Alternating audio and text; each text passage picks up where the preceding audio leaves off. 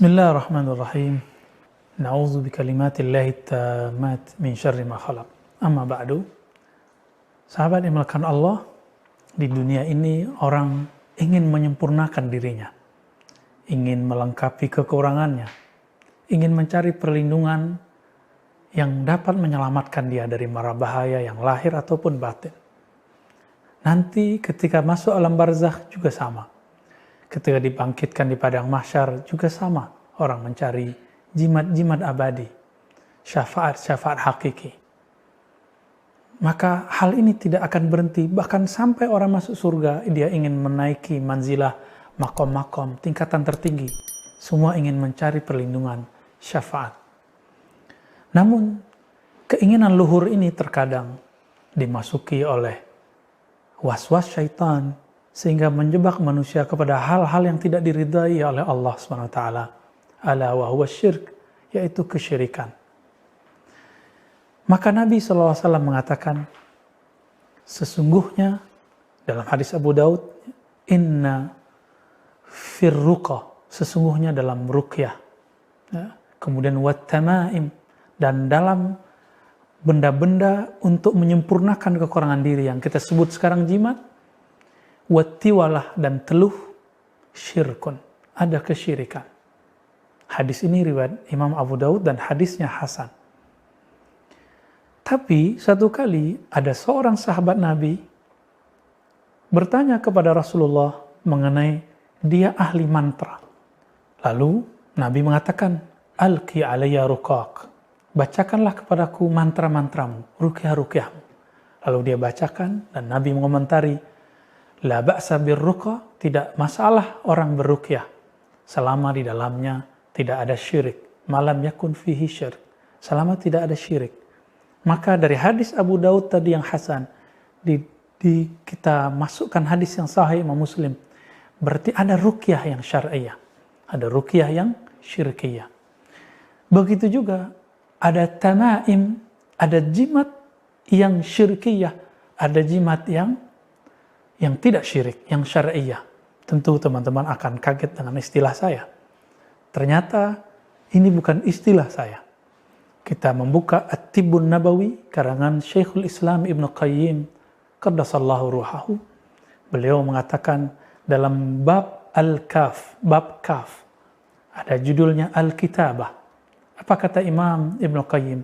Bahwa Imam Ahmad tidak mempermasalahkannya. Begitu juga gurunya, Syekhul Islam Ibnu Taimiyah dan imam-imam yang lain tentu juga tidak mempermasalahkannya, karena itu masuk ke wilayah ranah fikih, bukan ranah akidah. Lalu, kenapa tidak disebut istilahnya jimat? Jimat itu bahasa Indonesia, bahasa hadisnya tamaim, bahasa Ibnu Qayyim kitabah, artinya sama, tulisan. Maka Imam Nawawi dalam Al-Azkar dan lain-lainnya kemudian menjelaskan makna hadis seorang sahabat Nabi Ibn Amr yang menuliskan salah satu doa dari Nabi.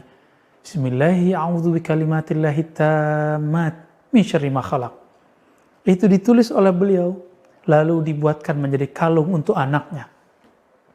Hadis ini diriwayatkan oleh Imam Tirmizi, dan Imam Tirmizi menganggap hadis ini bagus. Tapi aneh sekali, Syekh Albani mengatakan hadisnya sahih, tapi perbuatan Ibn Amrnya tidak sahih. Dari manakah kalam ini? Bukankah ini kalam bil hawa? Kalam yang tidak bersumber dari tasawur, definisi yang benar, perspektif yang sahih, yang tepat. Jika seandainya itu syirik, tentu Abdullah ibn Amr adalah orang yang syirik.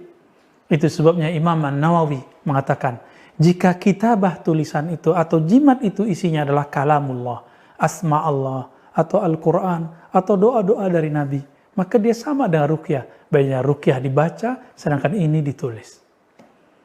Tapi syaratnya satu, tidak boleh dibawa ke tempat-tempat yang tidak suci. Toilet, tempat buang air besar, dan lain segala macamnya.